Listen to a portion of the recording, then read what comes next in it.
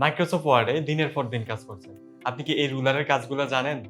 অনেক আইটি প্রফেশনালও রুলারের এই ম্যাজিকগুলো জানে না। আজ আমরা শিখব কিভাবে রুলার ব্যবহার করে ডকুমেন্ট ফরম্যাটিংকে আরো সুপার ফাস্ট করা যায়। আমরা আছি এখন এমএস ওয়ার্ডে। আপনারা এইদিকে দেখতে পাচ্ছেন আমাদের রুলার। যারা এই রুলার দেখতে পাচ্ছেন না, তারা এই ভিউ ট্যাব থেকে রুলারে ক্লিক করবেন, আবার রুলার চলে আসবে।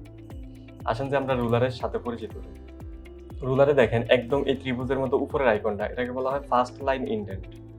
তার নিচেরটাকে বলা হয় হ্যাঙ্গিং ইনডেন্ট। তার নিচে এই যে বক্সের মতো আইকনটা, এটার বলা হয় লেফট ইনডেন্ট। একদম ডান পাশে দেখেন আরো একটা ইনডেন্ট আছে, এটার বলা হয় রাইট ইনডেন্ট। আচ্ছা, আমরা এই লেখাটাকে সিলেক্ট করলাম। এদিক থেকে উপরে যে ইনডেন্ট আছে ওইটাকে আমি মুভ করলাম, মানে আমার ফার্স্ট লাইনটা ডান দিকে সরে যাচ্ছে। সেম ভাবে আমি এটাতে অ্যাপ্লাই করি। আসেন যে আমরা এই হ্যাঙ্গিং ইনডেন্টটা দেখি, মুভ করলাম আমি ডান দিকে, মানে আমার প্রথম লাইন বাদে বাদ বাকি লাইন ডান দিকে সরে যাচ্ছে। এই বক্সের মতো আইকনটাকে বলা হয় লেফট ইনডেন্ট। এবং এই লেফট ইনডেন্টের কাজ হচ্ছে যে আমার এই সিলেক্ট করা লেখাটাকে আমি যেই দিকে মুভ করব ওই দিকে নিয়ে যাব। এটা বেশিরভাগ ক্ষেত্রে ইউজ হয়। আমরা এরকম নোটিশ লিখি, নোটিশের এই লেখাটা একদম ডান ডান পাশে থাকা দরকার। ওকে, আমি এটা সিলেক্ট করলাম, এই লেফট ইনডেন্ট নিয়ে গেলাম। একদম দেখেন যে একদম ডান পাশে রাইট ইনডেন্ট, রাইট ইনডেন্টের কাজ হচ্ছে যে ডান পাশের লেখাটা সেট করা। আশা করি বুঝতে পারছেন এই ইনডেন্ট গুলার কাজ কি। মাঝে মধ্যে আমরা বুলেট ইউজ করি। বুলেট এবং লেখার মাঝের যে গ্যাপ, এই গ্যাপটার আমরা চাইলে নিজের ইচ্ছা মতো চেঞ্জ করতে পারি।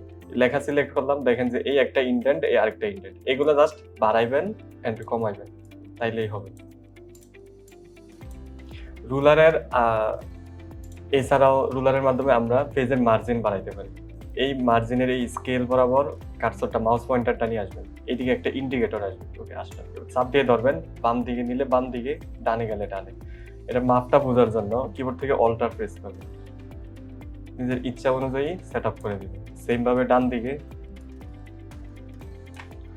একদম ডান পাশে দেখেন যে আমরা চাইলে উপরেও বাড়াইতে পারি, একদম নিচেও বাড়াই দিতে পারি।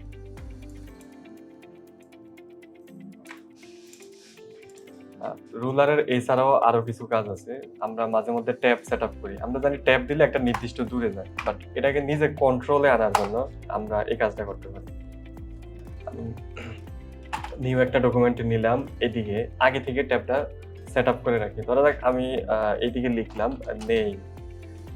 আমি চাচ্ছি যে আমার ট্যাব এদিক থেকে একদম এই 3 বরাবর চলে আসবে। এই ক্ষেত্রে মাউস পয়েন্টারটা জাস্ট এই সাদা অংশের উপরে ক্লিক করবেন। এই এল এর মতো আইকন আসছে, মানে আমার ট্যাব সেটআপ হয়ে গেছে। ওকে, আমি কিবোর্ড থেকে ট্যাব দিই। দেখেন এক ক্লাবে চলে আসছে। লিখলাম ফাদার্স নেম, ট্যাব দিলাম, দেখেন যে চলে আসছে। এভাবে আমরা এই রুলারের মাধ্যমে ট্যাব সেটআপ, ইনডেনশন এবং পেজ মার্জিন সেটআপ করতে পারি। নেক্সট কোন টপিকের উপর ভিডিও চান অবশ্যই জানাবেন। দেখা হচ্ছে পরের ভিডিওতে। ধন্যবাদ।